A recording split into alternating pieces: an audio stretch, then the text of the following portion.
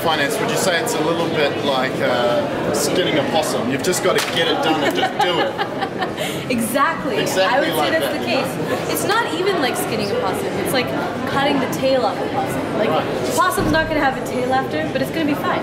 You know. And we're just going to do it. We got to do it right now. It's going to hurt a little bit. A little bit.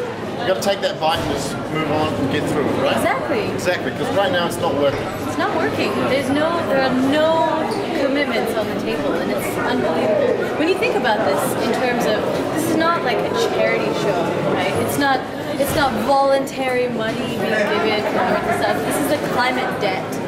And when we think about it as such, the need to cut the tail off the possum becomes up there.